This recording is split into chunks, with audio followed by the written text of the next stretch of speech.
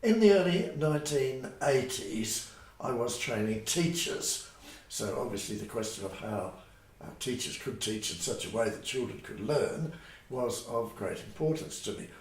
At the same time, I myself had a young family, so I could observe at first hand the amazing learning capacity of young children. The way they picked up language, the way they explored their world was always intriguing. This led me to wonder what happened between childhood and adulthood. Why it was that so many adults seemed to get rather, well, stuck in their ways. The contrast seemed to be particularly evident in the case of the Christian faith of adults. I noticed amongst my friends, and perhaps in myself as well, how quickly people acquired new skills, learnt new techniques, discovered new hobbies, had new experiences.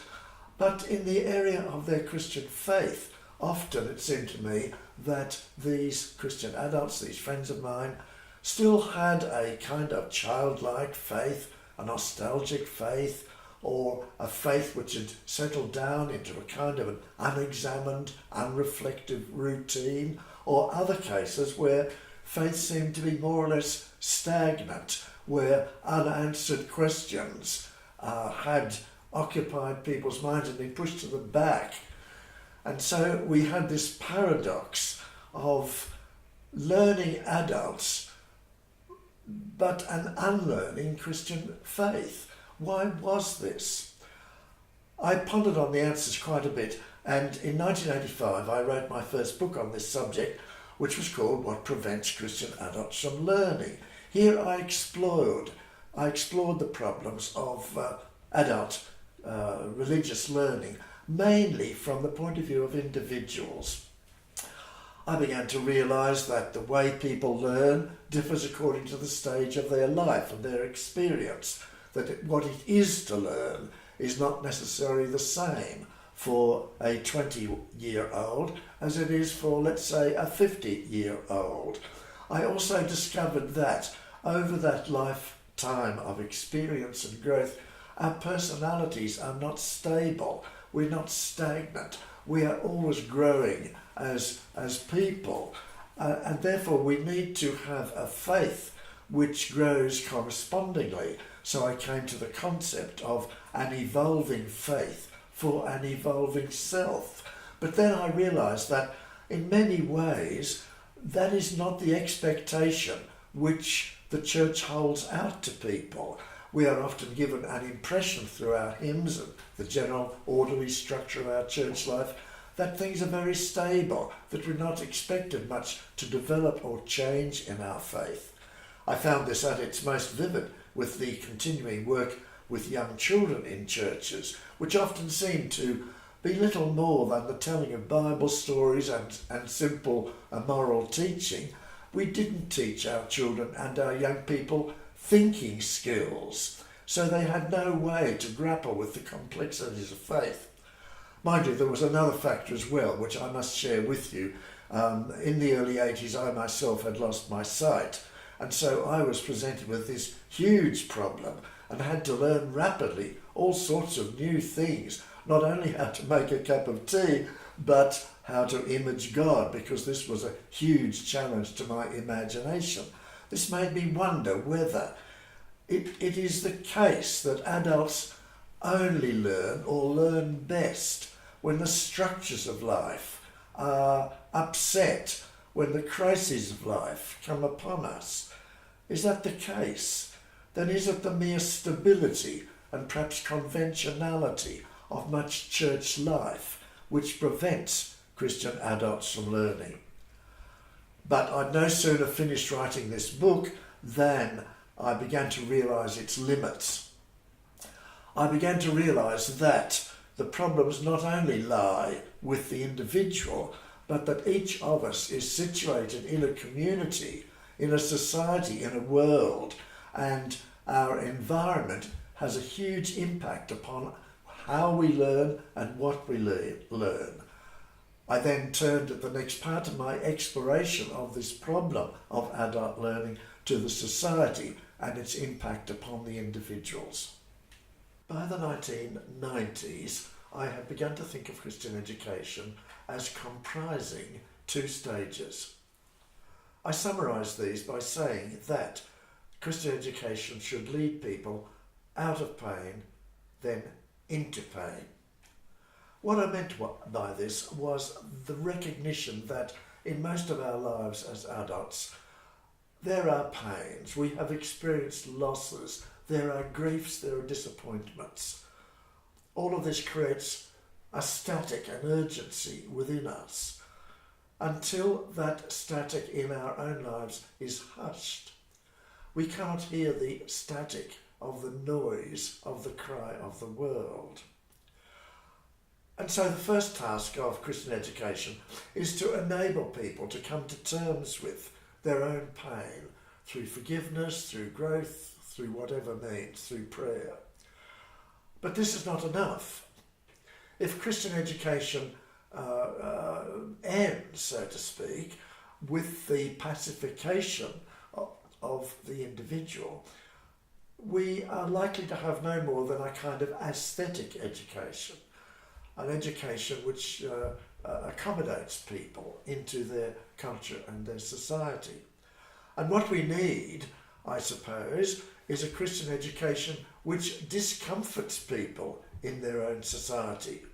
Because I began to consider how it is that we in the wealthy 2/7 world can cope with the fact that there is so much suffering in the world. How do we manage to live knowing that every day there are 25,000 innocent children die from preventable causes over which we in the West have power? I began to wonder whether in some certain senses the whole of the Christian faith could be understood as a sort of vast coping mechanism. Is that the function of faith in our lives, to deaden us to the world? And so we came to that second stage, into pain. Christian education has to take upon itself the responsibility for going beyond the individual into the sources of the world's pain, out of pain, into pain again. I began to develop a theology of Christian education based upon self-deception, using the 5 verses in the New Testament that deal with self-deception in the congregations of the early church. Self-deception is necessary, I suppose, because without it, we couldn't continue our comfortable lives. Then, at that stage, I also discovered Sigmund Freud and learnt from him so much about the way that our childhood traumas influence our adult learning. I also studied Karl Marx and greatly admired the powerful way he exposed poverty and the causes of poverty. I began to see that the context of Christian learning must be social and political. I then began to wonder about the whole history of the church. What impact had it had upon the church and upon Christian faith that for so many centuries the European churches had been collaborating with worldwide power? Had that affected our faith? I began to wonder. I then made the greatest discovery of all, reading the Bible again more carefully, and with these thoughts in mind, I began to rediscover the prophetic tradition.